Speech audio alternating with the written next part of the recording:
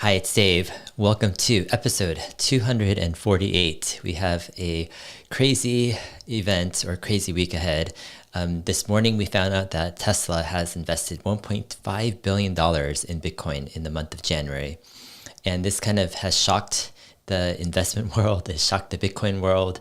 Lots of mixed feelings here on both sides. And what I want to do in this video is rather than give a definitive, this is how you should think about it, what I want to do is I want to present different angles, and I want to present kind of my own thought process, my own thinking process of taking things a couple levels down, trying to get a better sense of things, not just what's happening right now, but what does this mean for things moving forward, 5 years down the road, 10 years down the road, etc. And I think if we can kind of get some clarity, this is going to help us. So this is just kind of the first video on this topic. I think this topic, if you follow my channel, I've been covering actually Bitcoin for many months right now, because I think it is a substantial, fundamentally important topic for our current and our future.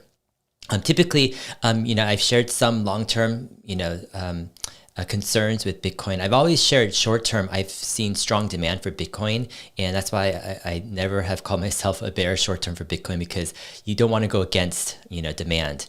I think what's happened with Tesla and Elon Musk getting behind Bitcoin has fundamentally actually changed the story of Bitcoin, because this is the first move of not just a major company, right? There have been smaller companies, right? Let's say MicroStrategy or Square getting involved with Bitcoin, but this is a mega cap company in Tesla. Not just that, Elon Musk is, right, the richest, wealthiest person in the world, probably the most influential person with large assets in the world with his following. Him coming beside and backing Bitcoin in a huge way, not just with words, but with assets, and with assets from Tesla, is a huge story. And this is, I think, deserving more than just one video on its implications. I think this is something we need to think about. And so this video is just a starting point. As I've always shared, my videos are always a stream of consciousness. I'm always changing my mind with new information. So how does this change my mind? Does this make me more bullish on Bitcoin? Does this add some doubts and some concerns with Tesla and what they're doing with their balance sheet? I'm going to answer some of these questions, but first I want to give kind of the bigger picture, and I want to look through some pieces of information and help us share how I'm kind of processing this whole thing. Okay, first let's go to the first tab. So Tesla has went ahead, and let's do this first screen here. So here's their 10K they just released this morning. And here's where the big news broke. And it says that, we updated our investment policy, and we put $1.5 billion in Bitcoin and they are able to now hold and acquire digital assets. It goes on and says that the long-term kind of adoption is unpredictable. And I think that's probably the right way to think about it. It's really hard to predict the exact adoption of, digital assets, crypto, etc.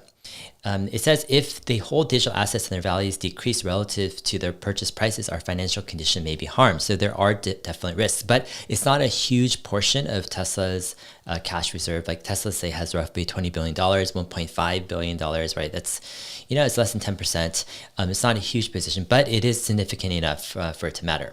And then here's the interesting thing. It says that these assets are indefinite lived intangible assets under accounting rules.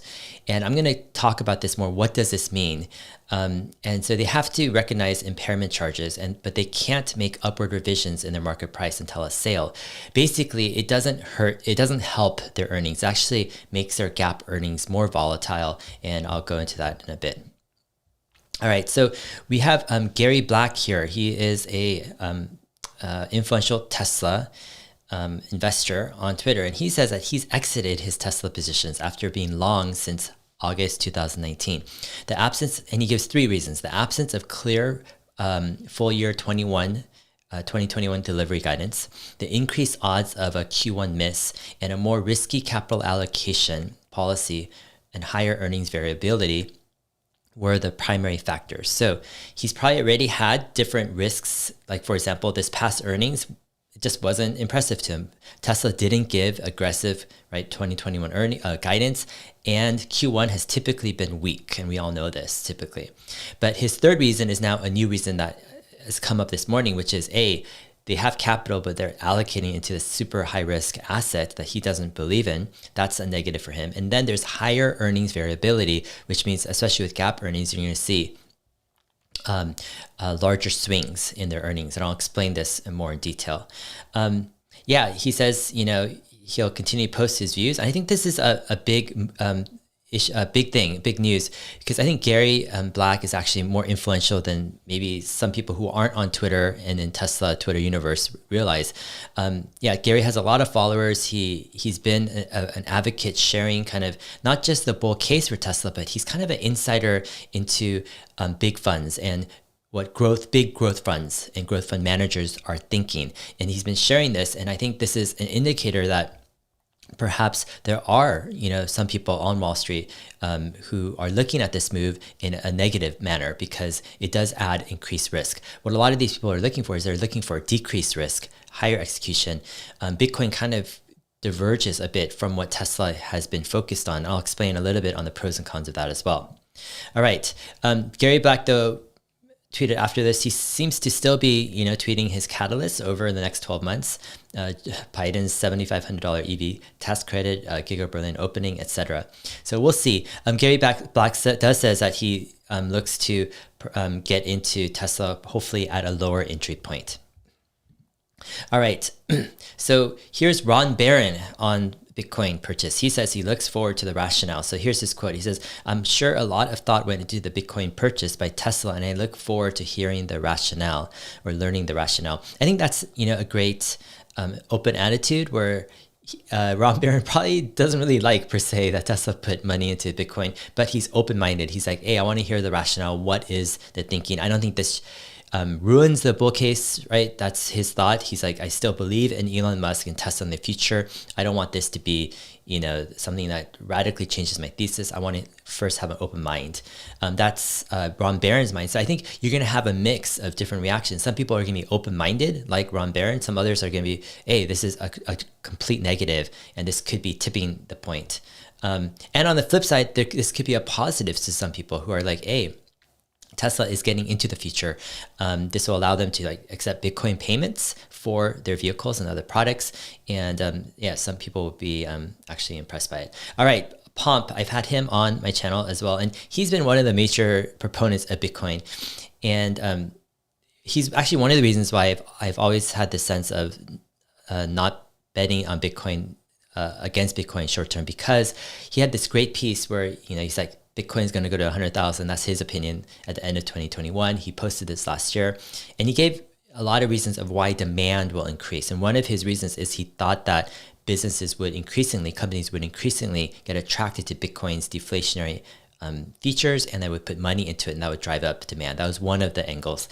He's been right in this, and he's quoted as saying, hey, Bitcoiners have successfully memed and should posted their way into convincing the world's richest man to join them. Never bet against the internet. I think this post actually is deeper than it sounds like.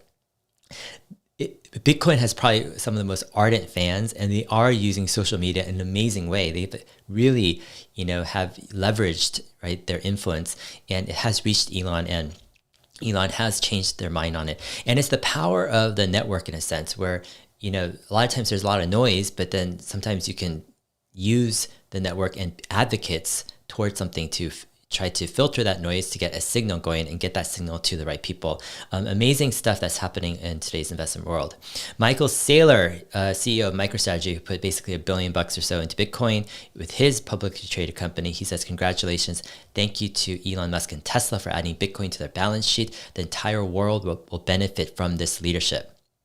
Let's go back a bit and look at December 20th tweet from Michael Saylor. He says, to Elon Musk, if you want to do your shareholders a $100 billion favor, convert the Tesla balance sheet from USD to BTC. Other firms on the S&P 500 would follow your lead, and in time it would grow to be a $1 trillion favor. And Elon Musk says, are such large transactions even possible? And then Michael Saylor replies to that. But the whole point is, Michael Saylor saw the potential of Elon Musk getting on board, but not just getting on board, as being the catalyst for other S&P 500 companies to join the Bitcoin bandwagon and putting some of their balance sheet into it. And so this is perhaps the start of other companies putting in their balance sheets into Bitcoin. All right, let's look at what's going on with Tesla stock. So Tesla stock is up 2% almost today, up $16. So the market, the short term, right, market right now is not looking at too negatively. This doesn't mean that ultimately it doesn't mean that it's not a negative event, meaning we still have to see how this plays out. And we have to look at over the next few weeks, right, how the market absorbs not just this news, but how Tesla is communicating this, right? For example, I bet Tesla's IR head, Martin Viecha, is getting a bunch of calls, a bunch of emails today saying, hey, what's going on, right? These are big institutional funds who are saying, explain yourself. Why are you guys putting 1.5 billion into Bitcoin? How can you justify that? And based upon those answers, they're going to determine how they're viewing Tesla, right? Whether it's more in a more positive light or in a more negative light.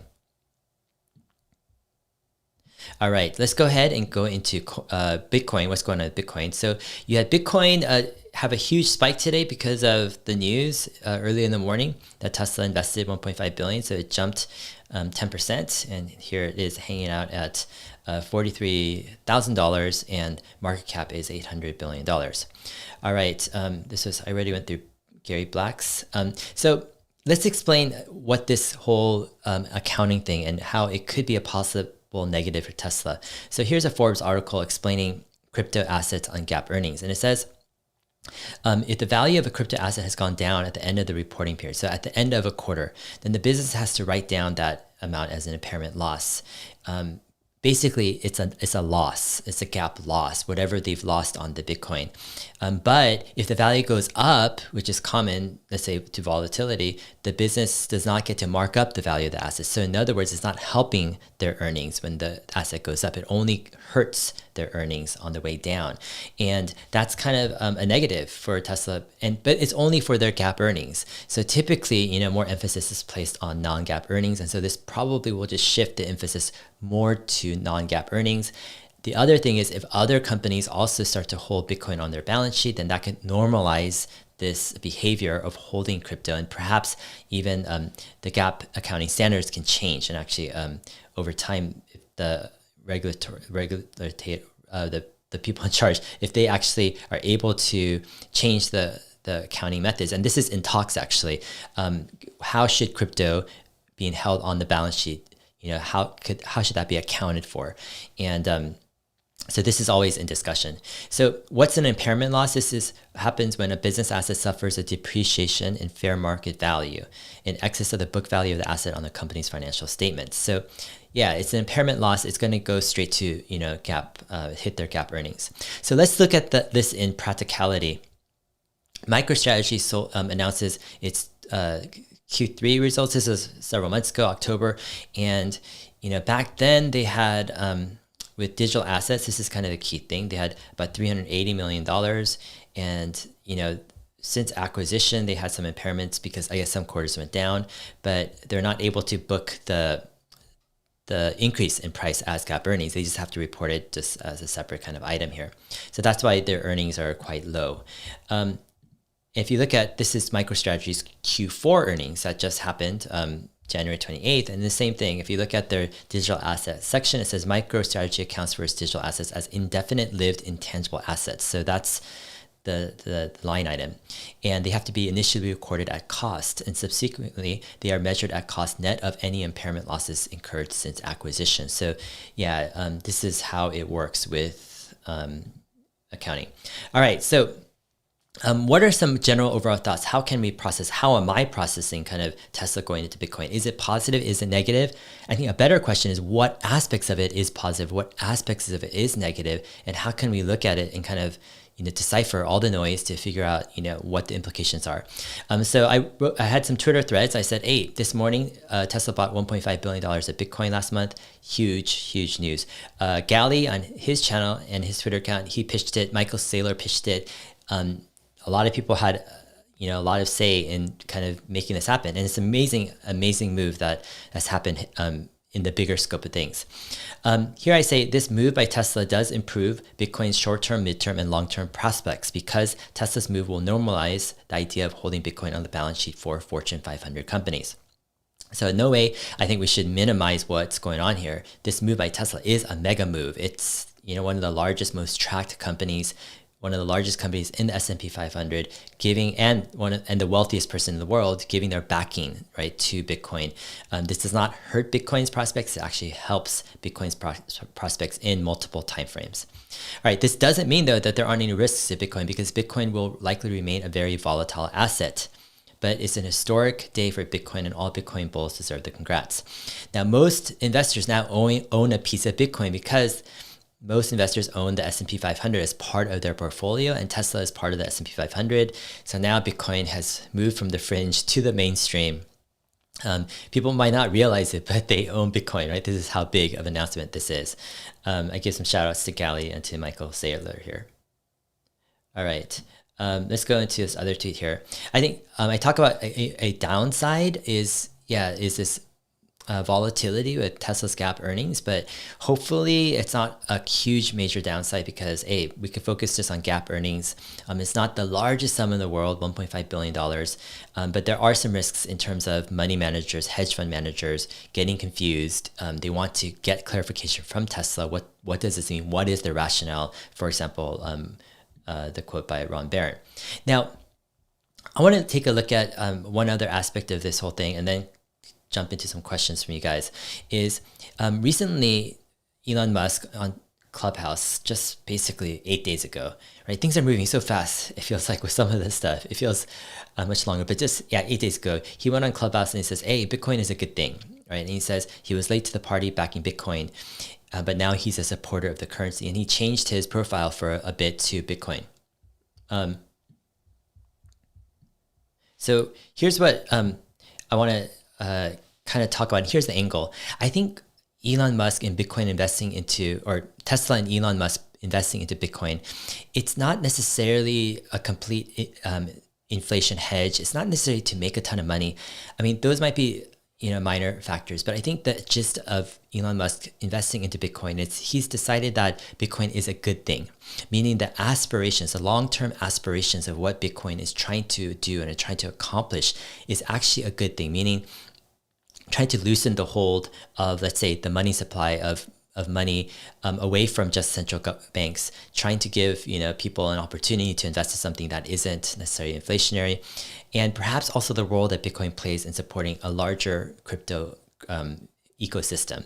I think in a lot of ways what Elon is coming to grips with, he's saying overall, we're not 100% sure exactly what the exact outcome of this is long term, right? And I don't think anyone knows this to the full extent, right, specifically, but Elon is saying, hey, overall, this is a good thing, right? In Bitcoin and what it's trying to do. And I resonate with that. I've always, all my interviews, I've shared how I'm a believer in actually the long-term goals of Bitcoin. I just saw that, hey, there was a big uphill battle with a lot of challenges. I think what happens is with Tesla backing Bitcoin and Elon backing Bitcoin, the higher the demand goes for a product, actually, it gives a better chance of survival. I've talked about this in a recent episode called Movement Investing, how the landscape of investing has radically changed because now people are moving in droves together, and that's creating demand for companies, for investments, and thus increasing the price, but also giving that investment a better chance of survival compared to if they didn't have that backing. And you're starting to see this more and more. And I think Bitcoin, I shared this in a few episodes, is one of those examples where you've got a movement behind it, increasing demand for its product, increasing the price, and giving it a better chance to succeed. And so overall, I think this is not just an investment move. This is Elon backing a move that he thinks basically is good for humanity. He thinks the long-term vision of Bitcoin is beneficial to humanity. He wants to be part of that. He wants to back that. And this is a big thing, right? And today, February 8th, right? Monday morning, we found out that Bitcoin got into, or Tesla got into Bitcoin. This is a monumental moment for, I think, Bitcoin and its future. Yeah, so let's go ahead and let's go ahead and talk about some questions from you guys. So if you can go ahead and go ahead and put question, all caps, if you want to ask a question, you want me to talk about something. I'll hit a few things. I'm looking forward to actually doing a few more videos on this topic. I might try to get some other people on to discuss various points of view. I think, yeah, this is a bigger news than most people want to give credit for. It is huge news. All right. All right. Jeff Piak, Dave, how has this news influenced your position on BC? I'm guessing you're talking about Bitcoin.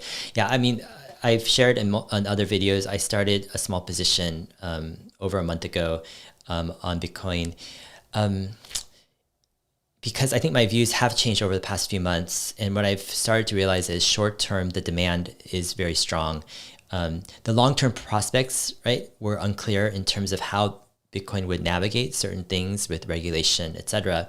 But I think doing a deeper dive into Ethereum, into decentralized finance, DeFi, and companies innovating on the blockchain, what I'm starting to realize is I think I was looking at Bitcoin more as this, what was presented, I thought was, Bitcoin proponents are trying to make Bitcoin the new reserve system for the traditional finance world. But what I started to realize is it makes more sense. Bitcoin makes more sense as actually the reserve currency for an alternative crypto-based ecosystem or economy, or multiple layers of various digital economies that eventually probably grow bigger than a traditional economy world. And so in that sense, it's kind of like the on-ramp into a whole new alternative universe of economy. And in that sense, I think Bitcoin does actually make sense in terms of it carrying, right, a certain amount of value. The question mark I have is, okay, so, and here's the thing, I can't share all my thoughts on these videos because I could talk all day, and I don't know if people want to watch a 10-hour video, but I was talking to my wife this morning about an hour or hour and a half on kind of, okay, she's like, hey, she's got FOMO, right? Oh my gosh, Tesla, Elon, everyone's getting into Bitcoin, Dogecoin, all this stuff. And I'm like, okay, let's look at this more from kind of first principles, take a step back. And I'm like, okay, I want a place where I can put my money that has high levels of probability of rapid increase, right, in appreciation alongside, right, high levels. So I want the high reward and the high probability. I think that's kind of the holy grail of investing in my kind of own perspective. And if an opportunity comes along and it's high reward, but it's low probability or unclear probability, that reward needs to be actually much higher, let's say, than just high reward. It needs to be super high reward. So it's kind of like what I've picked up from Emmett Peppers and his kind of the playlist. So I've done probably 13 or 14 interviews with Emmett, picking his mind. But what I've taken is, I'm like, there's a way where you can actually systematically approach something where you can make big bets onto certain things that have huge, let's say, rewards, that you're risking a small portion of your portfolio, and it makes sense because the rewards are super high and the time frame is super short. So in other words, let's say I'm looking to a 10x within 5 or 10 years with my entire portfolio, and I stick it in some big names, but it could possibly also make sense if there is a high conviction play where I'm able to put a small percent, let's say a few percent or something, into something that has, let's say, a 10 or 20x probability. Maybe it's lower probability, maybe it's like 40%, but it can come much quicker, let's say in a few months. That actually is another kind of approach to investing that I think it's a different idea. It's another tool set to have, right?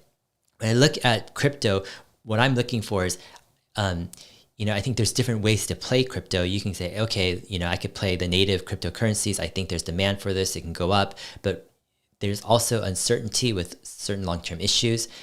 But then I'm also looking at deeper down. I'm saying, okay, what can we look into, let's say with the decentralized a finance space, or let's say newer platforms on crypto. Maybe they're creating some different ecosystems, right? So I'm telling my wife, hey, I think we should look into other plays. We should see what has the biggest upside and the probabilities at hand. So I'm open-minded. And I'm excited about some of the interviews actually that I have coming up. I'll be interviewing Cardano's founder, Charles Hoskinson, and I'm fascinated by what they're claiming to be could be a better blockchain than Ethereum, but it's controversial. I want to dive into this, and I don't know what the exact investment approach would be, but yeah, it's just interesting stuff. I think a lot of people tend to make it so black and white, right? It's this or not, and emotions get involved. But I like to look at it as, hey, take a step back 10 years from now. What's your 10 years in the future, looking back, what were the highest convictions you had at that time with the highest probabilities? Yeah, it's just a little bit different approach than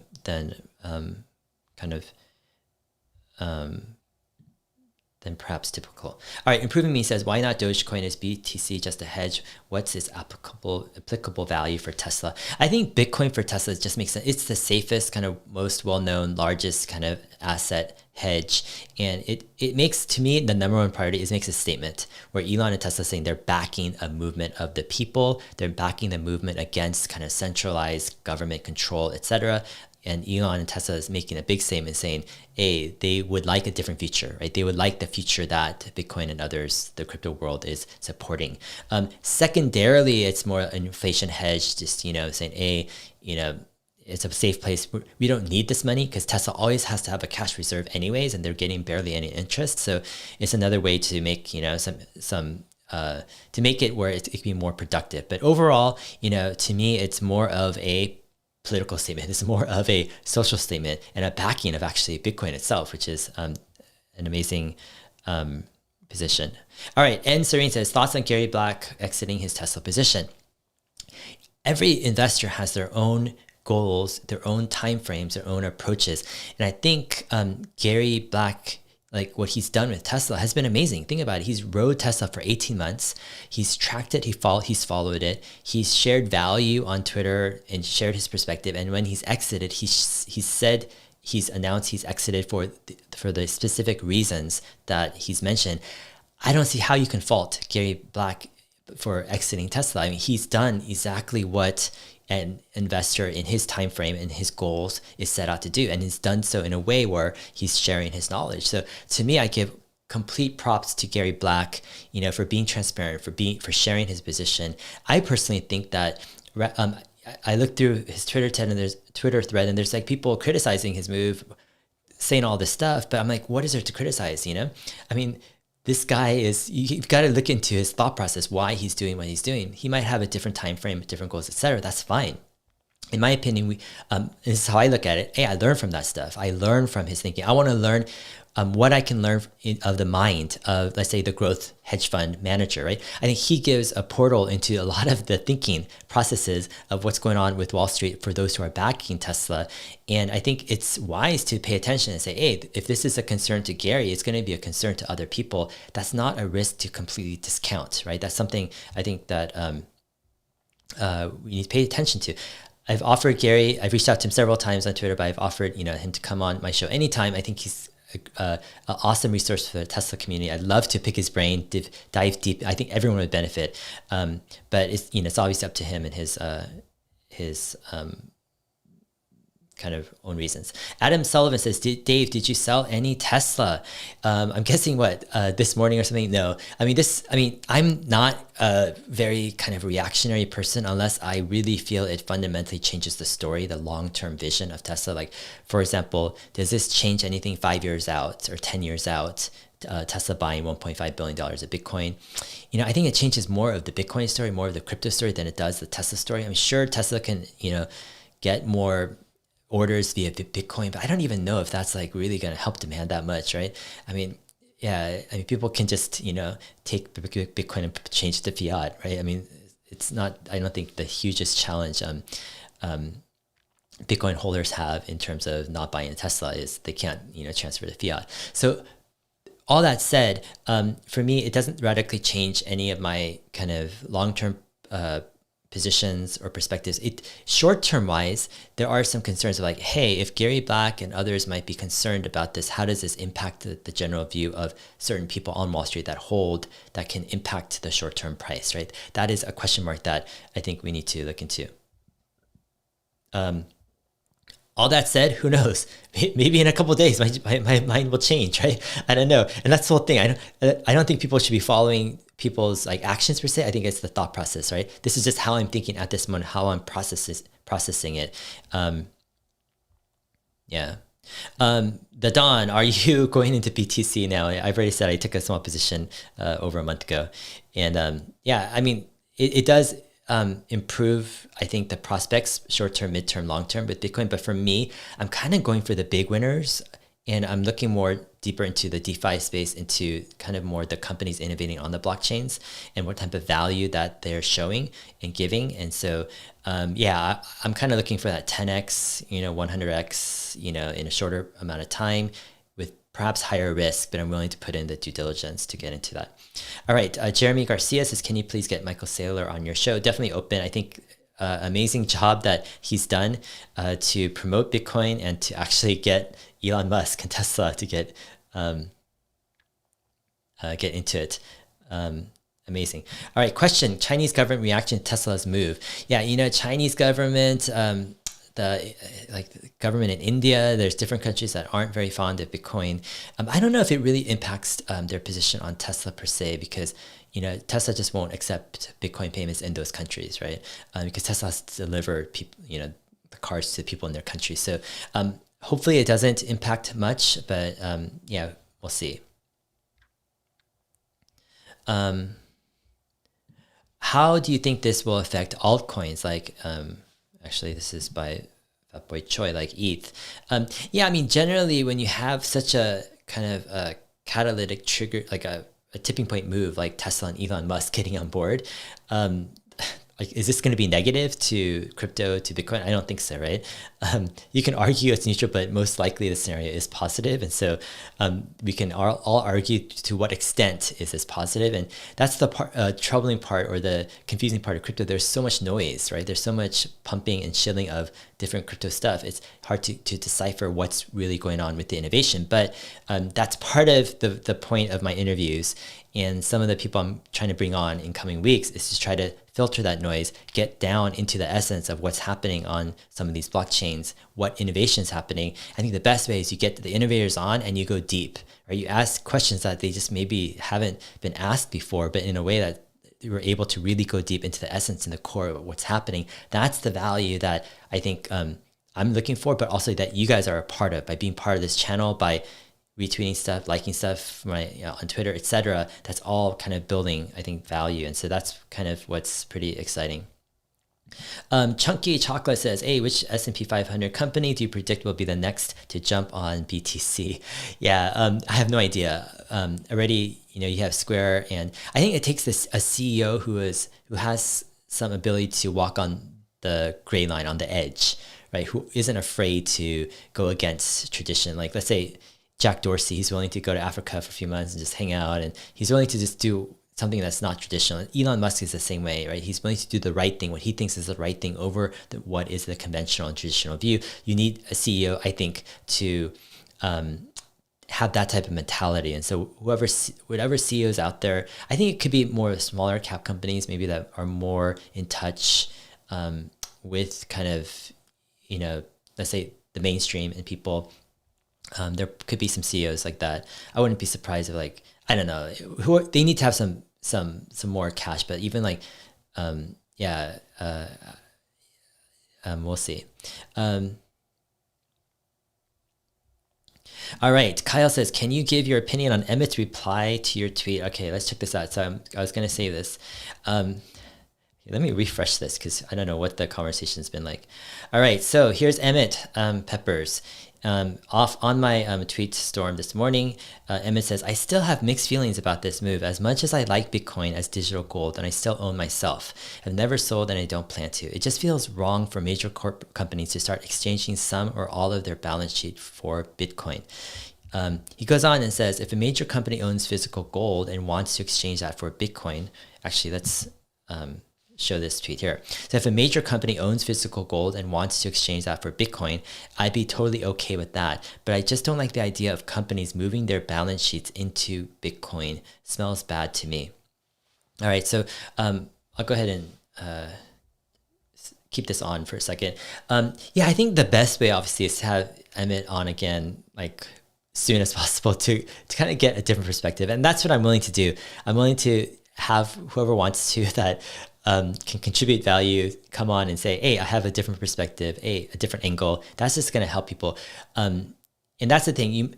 One of the things is to be open-minded and to, rather than to be emotional about something, say, hey, let's understand different angles first, right? And that's going to help the bigger picture. I think my first take on what Emmett is saying here is, I think there is this sense of, hey, when you have a balance sheet and you have cash, let's say on your balance sheet to keep for safe times, let's say for a cataclysmatic event or some catastrophic event or something crazy, you want kind of the safest assets, which could be cash or gold or something that just doesn't move that much.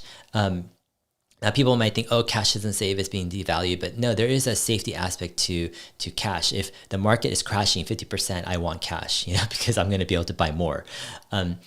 And yeah, if there's a catastrophic event, etc., I want something that I can count on, that it doesn't have uncertainty.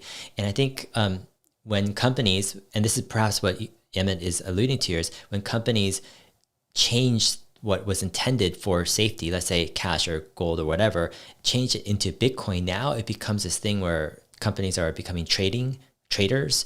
It kind of confuses the purpose of why are they holding that in the first place. And right, it adds to volatility and it just makes it, a lot more confusing. But I don't know. I would love to hear Emmett's view on this more. And yeah, maybe I'll hit him up after this. If you're listening, Emmett, hit me up on Signal and I'll just get you called in right now to this video actually, and you can just kind of share more. All right, awesome. And here's the ethos of my channel is it's more about like, thinking about this stuff, right? And getting an advantage by thinking deeper and understanding implications, not just reacting emotionally.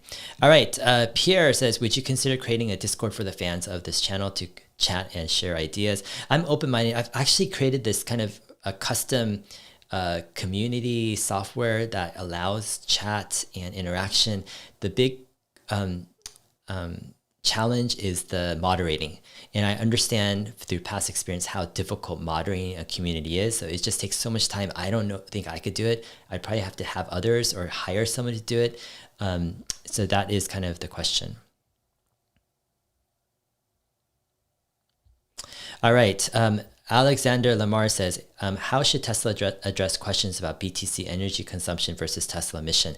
So here is some of the challenging points. And I brought this up in a previous video, but yeah, Bitcoin proponents say, oh, it's not a big deal compared to, right, the energy consumption of the banking industry, of other industries in the world. But there is something about decentralized blockchain, especially with proof of work, where it does require an immense amount of energy to secure this network. And this does seem to be somewhat in tension with Tesla's greater mission to accelerate the world to sustainable energy. But if it's going to disrupt, right, traditional banking, other sectors that use even more energy, then maybe it could, be somewhat okay. Yeah, I think there's a bigger question, which is, now employees are now going to have to, answer these questions. So you have a bunch of people now calling up their friends who work at Tesla, say, what's going on with Bitcoin? Why is Tesla and Bitcoin so basically Tesla and Bitcoin are now becoming like this joint thing, not just in the headlines, but they're like, forming the fortunate relationship, right? And now Tesla, because they're early adopters of this, if they were late adopters, there are a bunch of other companies, they wouldn't have to matter. But being kind of the first mega cap company and the most exposed, the most, well-known company to adopt Bitcoin, now Tesla employees all have to kind of be defendants of, the Bitcoin bull case and explain it from the Tesla's mission perspective. It adds complexity. Tesla this week is going to, I think, have to explain this to their employees and actually have to lay out a case, right? And do some emails and etc.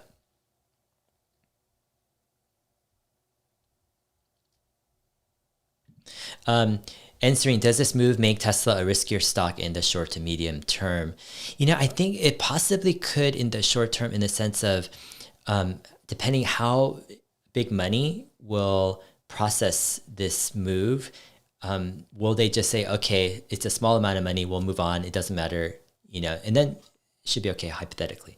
On the flip side, you could have some people say, hey, this is the risk that we didn't want to take, and you can see some trimming of positions. A lot of the market, you have certain big players, they trim, $1 billion here or $1 billion there. It could actually radically impact the move depending on how algos pick up on it and all of the stuff, the swings and in the trading, in the movements of stock can get amplified greatly. So I think it does bring some volatility, but we'll have to see. I think probably we'll look at this in a month or so, and then we can make a better decision.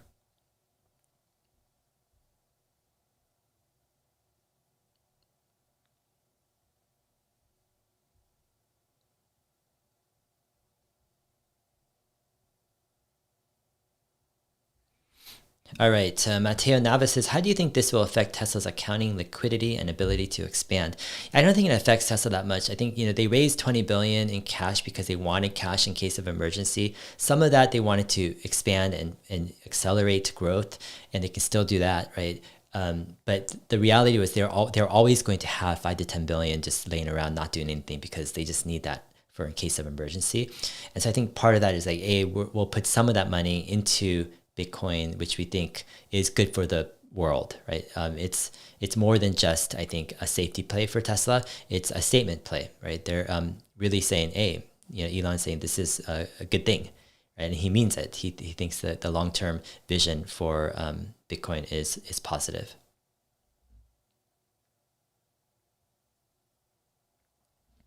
Yvonne says, looking forward to your interview with Charles Hoskinson. That's Cardano founder. Definitely looking forward to it as well.